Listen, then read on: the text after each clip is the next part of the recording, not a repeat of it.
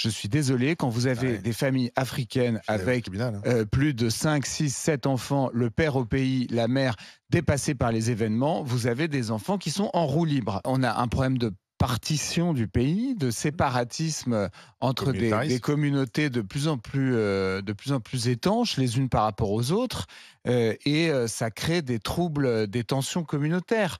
C'est ça qu'on voit en ce moment, c'est qu'en fait, ça crée des tensions Alors, entre les personnes d'origine étrangère et les Ouais, mais Français dits Charles, de quelle souche. est, Charles, quelle Mais est c'est sa pas en mesure concrète? interdisant les Parce que réseaux moi, je propose, sociaux. moi déjà, vous n'avez pas vu beaucoup de gens de gauche citer Michel Houellebecq quand même et reconnaître c'est vrai. qu'il y a eu beaucoup de faiblesses de la part de tous les partis républicains. Es-tu encore de gauche, Charles, Flora? vu que tu, C'est la vu que question. Tu viens de bah, citer tu vois, Houellebecq, je j'ai un comprends. doute là. Bah voilà, quand commence on à cite avoir un doute. Houellebecq, on se met tous en camp à dos. Et moi, je Faut le mieux fais parce citer que je Philippe suis, Poutou pour je suis Bruno encore Poncet. plus Non, de bah bonne non, foi non. que de Ah non, gauche. Un grand écrivain.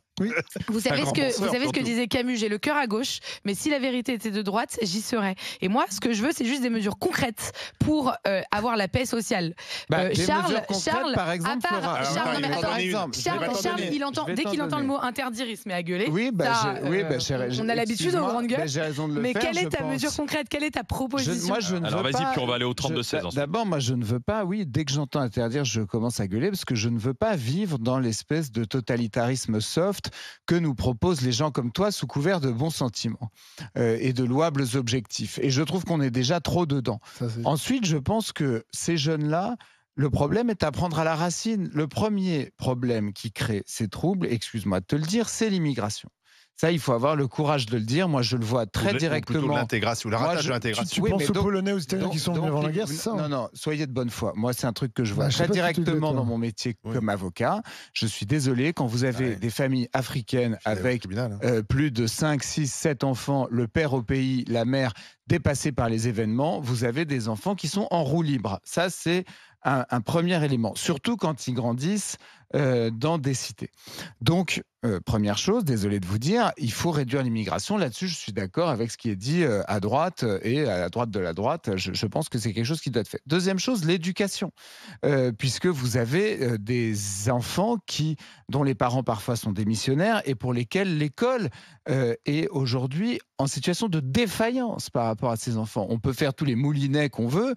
Aujourd'hui, l'école, elle est défaillante à apprendre aux jeunes à lire, à écrire, à comprendre pourquoi c'est intéressant de lire des livres, de s'intéresser à l'histoire, de faire des mathématiques, d'apprendre un métier. Je pense qu'il y a un problème aussi d'horizon pour tous ces jeunes. parles d'Édouard Philippe Philippe, devrait là s'en emparer. Il faut leur donner un horizon à atteindre. Il faut leur expliquer quel métier ils pourraient faire. Qu'est-ce qu'il y a comme métier dans la société dont ils pourraient s'approprier. Il y a un problème d'étanchéité entre les classes sociales, entre les milieux sociaux en France, qui alors là, par contre, est de plus en plus fort. Et il y a un problème tout simplement territorial, puisque ces jeunes grandissent tous au même endroit, dans les mêmes cités à problème, et donc fatalement, ils s'entraînent les uns les autres dans leurs conneries. Voilà trafic de drogue, On va aller dans les chantiers Landes concrets. écouter Christophe. Bonjour Christophe. Oui, bonjour. Et comment vous réagissez, vous, à ce que vous entendez, ce que vous avez vu, à cette ultra-droite ou droite nationaliste, alors Mais Dites-moi. comme je disais à vos collègues au standard, là on parle que c'est des groupuscules d'extrême droite qui sont allés marcher dans les cités pour exprimer leur colère avec des armes. Moi, dans mon entourage, il y a des gens qui ne sont pas politisés du tout, qui ne font pas partie de ce genre de réseau et qui sont prêts à aller faire de même, à aller manifester si ce genre de choses arrive par chez nous. Mais pacifiquement ou violemment? Mais pacifiquement dans un premier temps pour montrer notre colère. Mais regardez la manifestation donc, qui a lieu à Romans-sur-Isère, il y a un des manifestants qui a été isolé à cause des forces de l'ordre, parce que là, les forces de l'ordre, d'habitude, c'est des zones d'un endroit où ils ne peuvent pas aller, mais là, bizarrement, les jeunes des cités les ont laissés rentrer. La dispersion a fait qu'il y a eu un jeune manifestant qui a été isolé. Il a été lynché totalement à coups de club de golf. Il en a pris plein la tronche. Alors du coup, si on va manifester même pacifiquement dans ce genre de cité pour exprimer notre colère, parce que il faut avoir les yeux ouverts. Ce genre de violence vient des cités. Et forcément, si on y va pour manifester pacifiquement, il faut forcément que pour pour préparer une défense qui allait avec. Oui, enfin, ça risque d'être vu comme un peu une provocation. Mais là, je voudrais interroger. Attendez, Christophe, je voudrais aller au bout de votre raisonnement. Donc, vous encouragez plutôt c'est ça ou pas? Il a dit. De quoi, des manifestations pacifiques? Non, mais mais ce qu'il voulait faire et aller faire un peu le ménage et affronter les bandes là dans les cités. Mais faire du ménage, non. Dans un premier temps, il faut leur montrer que nous, on est présents sur notre territoire, parce que ça restera notre territoire. Parce que, comme le disait Charles, le problème vient de l'immigration, parce que dans ces quartiers, c'est beaucoup de jeunes enfants d'immigrés, petits-fils d'immigrés, qui n'ont pas voulu s'intégrer à la France. Bruno, laissez-moi finir, vous avez toute la journée. Je suis petit-fils d'immigrés italiens. Mes grands-parents, quand ils sont arrivés en France, ils se sont intégrés. Ils ont transformé les prénoms de leurs enfants en prénoms français pour les intégrer. C'est ce qu'on appelait l'assimilation, qui est aujourd'hui devenu un gros mot d'ailleurs en France. On ne parle plus d'assimilation, on parle d'intégration.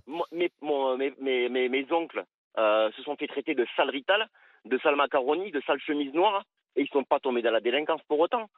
Ils ont travaillé, ils ont leur sueur de leur franc toute leur vie. Alors, il y a Bruno qui veut réagir à ce que vous disiez justement, Christophe. Oui, écoute. Bruno Poncet. Ouais, je pense que vous êtes trompé parce qu'en fait, il y avait deux manifestations. Il y avait la manifestation, la marche blanche qui a été faite pacifiquement, qui s'est pas trop mal passée, j'ai l'impression. Et puis derrière, il y avait quand même 80 mecs avec des battes de baseball quand ils marchaient, alors 80 c'est pas beaucoup pour Olivier, mais dans un patelin comme Romans-sur-Isère, j'imagine ça va faire un peu peur.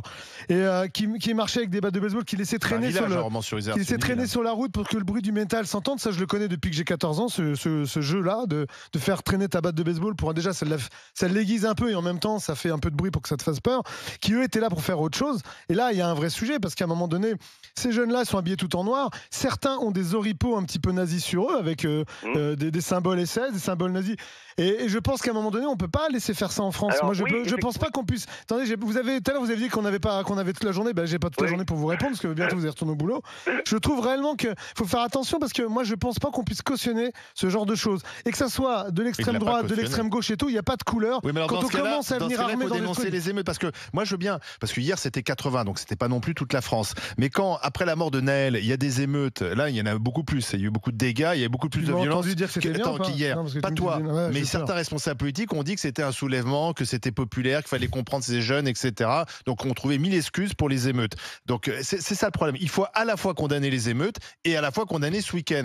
Tu peux pas choisir ton camp là, parce que si tu choisis ton camp, ben tu vas créer une France. Christophe, je vous remercie d'avoir été avec nous, Christophe. Parce qu'on va dans les Yvelines écouter Philippe qui est artisan. Bonjour Philippe. Bonjour GG. Et vous, quel est votre état d'esprit face à ce qui se passe là en ce moment? Mon état d'esprit, c'est que moi, j'en peux plus de ce pays, j'en peux plus de mon pays. En fait, je peux plus voir à quel point mon pays, il est bafoué, il est sali, il est meurtri. Vous savez, dans la Marseillaise, c'est écrit, on le chante à chaque fois qu'il y a un match de foot, des trucs comme ça. Ils viennent jusque dans nos bras, égorger nos fils et nos campagnes. Aux armes citoyens, qu'un sang impur abreuve nos sillons. Moi, j'appelle tous les Français à se révolter contre ça.